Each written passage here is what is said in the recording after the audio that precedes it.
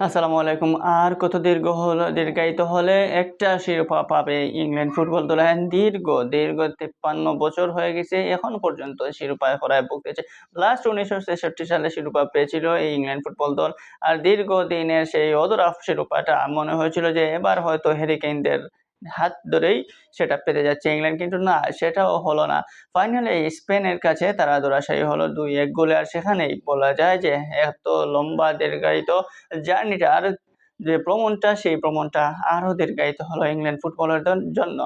England football recently দেখেন যে euro ২ টা ফাইনালেই কিন্তু তারা ছিল ২০২০ এবং ২০২৪ ২ টা ইউরোতেই তারা ফাইনাল খেলেছে। ২০ এ তারা ইতালির কাছে পরাজিত হয় এবং ২১ এ এসে স্পেনের কাছে। তবে এই ইংল্যান্ডের উপর আপনি আস্থা হারাতে পারবেন না, কারণ এই ইংল্যান্ড যে খেলা দিচ্ছে সেই খেলা বলে যে তারা যদিও এবার ফেল হয়েছে, হয়তো নেক্সট ডে তারা কোনো শিরোপা দিতে পারে ইংল্যান্ডের সমর্থকদের জন্য। কারণ ইংল্যান্ডের যে ভরপুর কিছু পারফর্মার রয়েছেন, সেই পারফর্মারদেরকে যত সুযোগ দেবেন তত তারা হয়তো আরো বারুদ হয়ে উঠবেন। স্পেশালি জর্জ বেলিংহাম কিংবা রাইসরা যে পারফরম্যান্স দেখিয়েছেন, সেই পারফরম্যান্স বলে যে ইংল্যান্ড আরো কিছু দিতে পারে।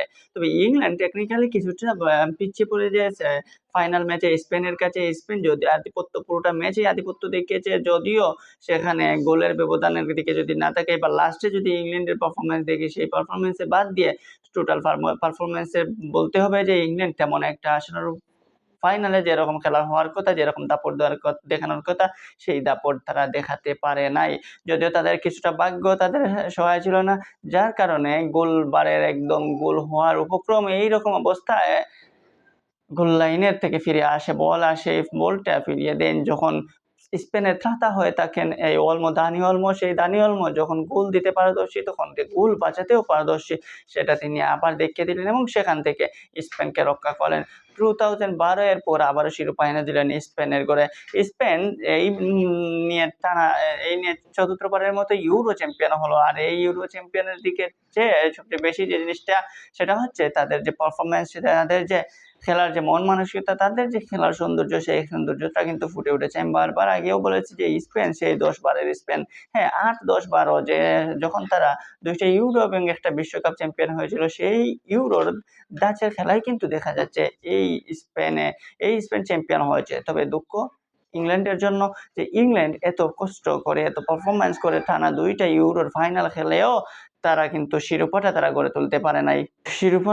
শিরোপা না পাওয়ায় ইংল্যান্ডের জার্নিটা জানি না আর কত দীর্ঘায়িত হবে। সামনে বিশ্বকাপ, তারপরে রয়েছে আবার ইউরো কাপ, আবার ৩-৪টা বছর পরে তো এত দিনের যে খরা, সেই খরা কাটিয়ে আগামী ২৬ বিশ্বকাপ কিংবা আগামী ২৮ ইউরো কাপে কি পাবে ইংল্যান্ড কাঙ্ক্ষিত সেই সাফল্যটা ফিরে পাক ইংল্যান্ড। কারণ ইংল্যান্ড ফুটবলের এত জনপ্রিয়তা এবং ইংল্যান্ড ফুটবল যে ধরনের বর্তমান খেলা দিচ্ছে, সেই খেলা বলেতে তারা একটা শিরোপা ডিজার্ভ করে। যেভাবে দীর্ঘ খরা কাটিয়ে আর্জেন্টিনা এখন শিরোপা উৎসব করতেছে, সেই শিরোপা উৎসব হয়তো ইংল্যান্ডও রিসেন্টলি বা আগামীতে কোনো একদিন করে যাবে এবং ইংল্যান্ড হয়তো সেই গেরোটা খুলতে পারলে হয়তো আর্জেন্টাইনদের মতো বিশ্বকাপ, কোপা আমেরিকা বা বিশ্বকাপ সহ যত শিরোপা আছে তারাও জিততে পারে। তবে আগে সেই গেরোটা খুলতে হবে। সেই গেরোটা কবে খুলবে? হ্যারি কেইন ইংল্যান্ডের ইতিহাসের অন্যতম সেরা স্ট্রাইকার, অন্যতম সেরা গোলদাতা। এবার তার কাঁধে ছিল নেতৃত্ব বল, আর সেই নেতৃত্ববার প্লাস হচ্ছে তার পারফরম্যান্স যদি দেখেন, সেই পারফরম্যান্স বলছিল যে হয়তো ইংল্যান্ডের এবার বড় কিছু ঘটানো সম্ভব এবং এবার হ্যারি কেইন ভালো একটা অবস্থানে থাকবেন।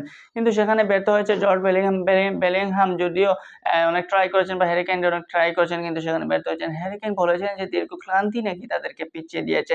তারা নাকি ক্লান্ত, বল নাকি তাদের পায়ে থাকতেছিল।